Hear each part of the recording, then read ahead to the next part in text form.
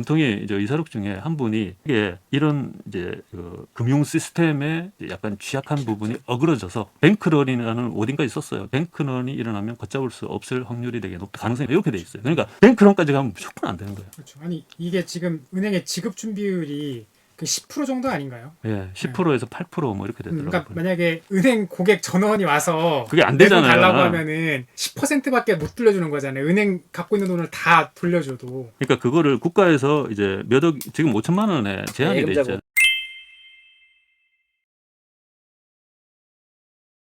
지금 제가 뉴스를 어젠가 보니까 네.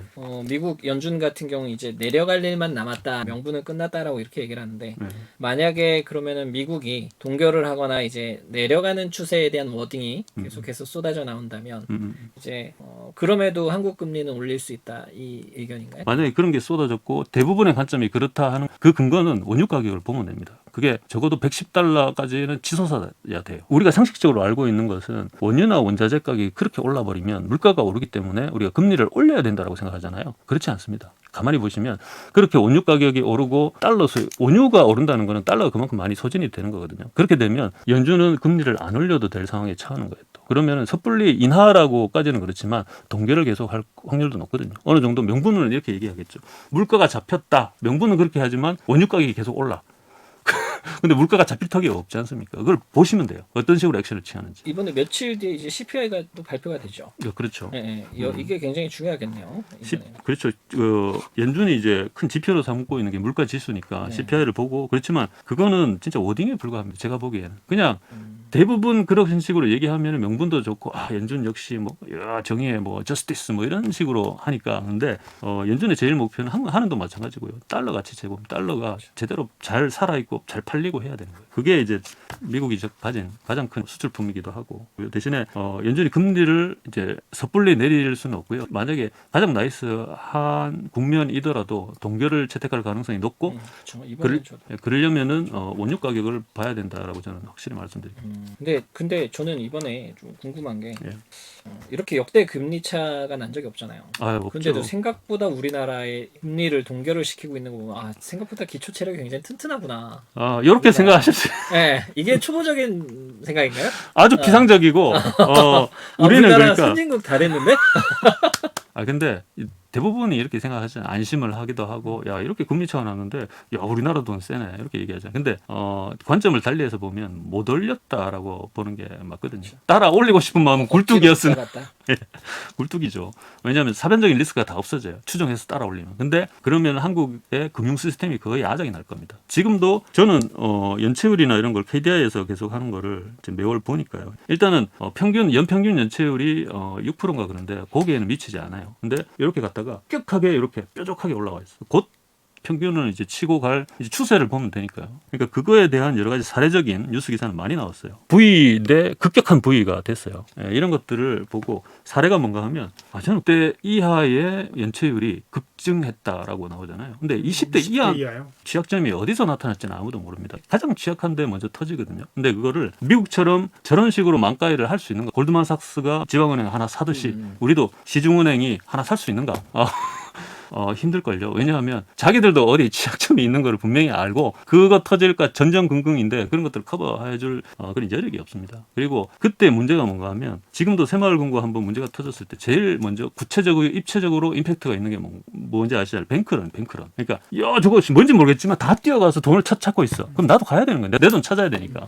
그게 제일 무섭고요. 근데 그 무서운 거를 미국은 줄 서서 받는 뭐 그런 시스템이더만 우리는 그 무서운 게 이걸로 한 번에 다 빠져나갈 수가 있죠. 진짜 은행이라는 거는 이제 신뢰를 바탕으로 이제 기업이 커가는 거다 보니까 뱅크런 사태가 한번 일어나면 걷잡을 수가 없죠. 그거는 제 내피셜이 아니고요. 특히 금통위 이제 의사록이 나뉘고 왜냐하면 소수 의견들이 나중에는 주목받을 때가 되게 많더라고요. 금통위 이제 의사록 중에 한 분이 이게 이런 이제 금융 시스템에 약간 취약한 부분이 어그러져서 뱅크런이라는 워딩까지 썼어요. 뱅크런이 일어나면 걷잡을 수 없을 확률이 되게 높다. 가능성이 이렇게 돼 있어요. 그러니까 뱅크런까지 가면 무조건 안 되는 거예요. 그렇죠. 아니 이게 지금 은행의 지급 준비율이 그 10% 정도 아닌가요? 예, 10%에서 8%뭐 이렇게 되더라고요. 그러니까 만약에 은행 고객 전원이 와서 그게 안 내돈 되잖아요. 달라고 하면은 10%밖에 못 돌려주는 거잖아요. 은행 갖고 있는 돈을 다 돌려줘도. 그러니까 그거를 국가에서 이제 몇억 지금 5천만 원에 제한이 돼 예금자금. 있잖아요. 미국도 그렇고 그걸 한정이 이제 무한정까지 자기가 예치한 걸 무조건 커버해 주겠다라고 한 거잖아요. 우리나라도 그걸 추정할 확률이 높아요. 높기는 한데 그거가 금융기관 그러니까 은행 한 곳 두 곳은 우리 정부가 커버를 쳐줄 수 있는데 그게 몇 군데가 동시에 되면 커버를 못 쳐줘. 그 돈이 없어요 일단은. 그거를 미국처럼 국채를 찍어가지고 기축국처럼 그렇게 할 수가 없잖아요. 아, 바로 근데 진짜 바로 경제 위기로 올 그러니까 거예요. 그렇게 진짜. 얘기한 거 자체가 실질적으로 우리가 커버를 칠 수 있어서 커버를 쳐주겠다는 게 아니고 사전에 그걸 이제 방지하겠다는 그렇죠. 거죠. 예, 그러니까 우리가 맞죠. 해줄 예. 테니까 그냥 안심해라, 안심해라. 심리적인 부분. 네, 맞아요, 심리적으로. 맞아요. 그런까지 안 가게. 안 그거는 가게. 맞습니다. 네. 다음에는 이제 절단인데 하여튼 그런 류의 것들은 어디서 어떻게 생길지는 잘 몰라요. 근데 몇몇 지인들은 지금 모텔을 하고 있는 지인들도 있는데 한참 잘 나갔어요. 현금 흐름도 좋고. 근데 너무나 대출이 많았었고 그리고 집 수익이 꼬꾸라진 게 있었어요. 그러다 보니까 은행 한 군데서 바로 상환 5화 그동안 받던 대출 이자가 한 뭐 2%나 6% 사이였는데 그거에 2배를 요구를 한다는 거예요. 이거는 사실은 강도네요.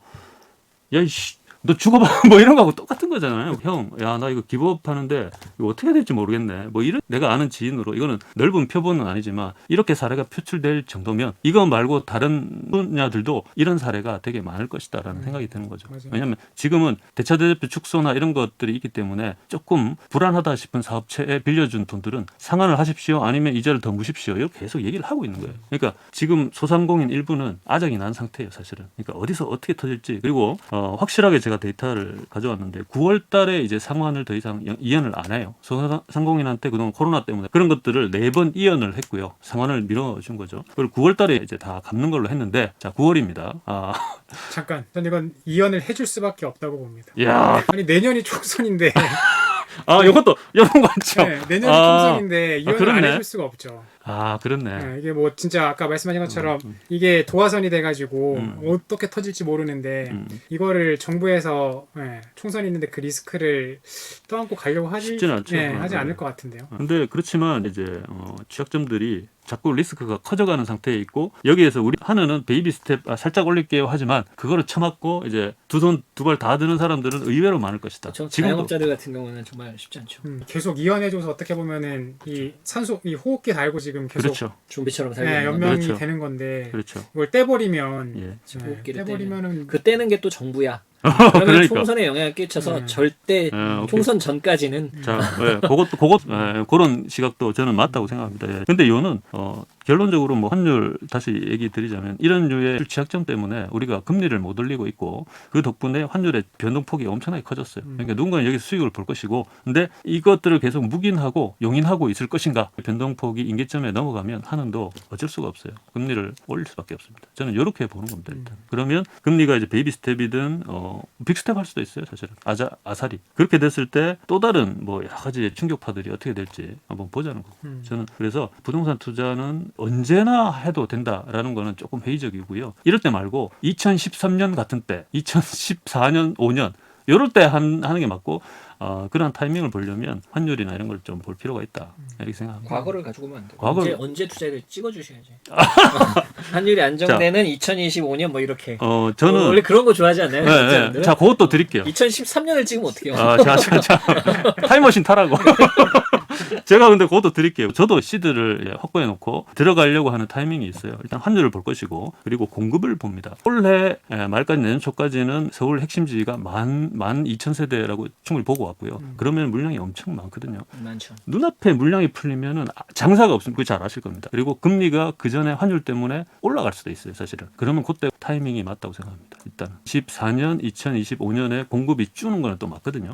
그러면은 타이밍은 올해 말이나 내년 초 이렇게 되겠죠. 그때 환율이나 금리나 공급되는 거 그리고 사람의 소비 심리 이런 것들을 보는 겁니다. 전 하나 궁금한 게 있는데 네네. 금리 말씀하셨으니까 네. 이제 금리를 우리나라도 올릴 수밖에 없다. 최소 베이비 스텝에서 네. 빅스까지. 근데 이게 시기로만 보거나 부족 요인으로만 보면은 올려야 된다라는 거 어느 정도 저도 공감을 해요. 부동산 시장만 보도 PF 대출이라든가 부실로 그렇죠. 인해서 중소형 건설사들은 다 네. 위험 수준까지 다다랐으니까 진짜 시장이 쉽지 않구나라는 건 아는데 이제 말 그대로 그렇게 쉽지 않기 때문에 경제적 이런 경기 침체라든가 뭐 소비 심리 악화라든가 네. 그리고 또 가장 중요한 정책, 음. 총선 그러니까 이러한 것들까지 다 감안해도 이제 상승, 그러니까 한 번은 올린다라는 말씀이신 거예요. 네, 이게 왜냐하면 하느는 총선하고는 상관없는 조직이고요. 하느는 한국 정부에는 완전히 독립이 돼 있어요. 한국 정부 정권에는. 근데 저도 그런 줄 알았는데 아니던데. 아니야. 독립이 돼야 되는데 한국 정부로도 독립이 돼가지고 진짜 딱 그 금리만 네. 그러니까 한 금리 이제 원화 가치만 생각하고 거기에 맞춰가지고 이 금리를 조정을 해야 되는데 그런데 뭐 아니 하느는 이제 물가나 고용도 두 가지 축이에요, 사실은 명분으로 거는. 그래서 이제 그런 것들이 연계가 돼 있다고 생각할 수 있는데 가만히 따져 보면은 다릅니다. 한국 이제 정부나 정권하고는 이제 분리가 돼 있는 건 한국 경제가 어그러지는 하느니 하면 안 되잖아요. 근데 하느는 더 밀접하게 연관이 되는 건 연준하고 더 밀접합니다. 어떻게 보면 연준의 기속이 돼 있어요, 사실은. 연준의 한국 지부가 하느니예요. 그렇게 보시면 맞고요.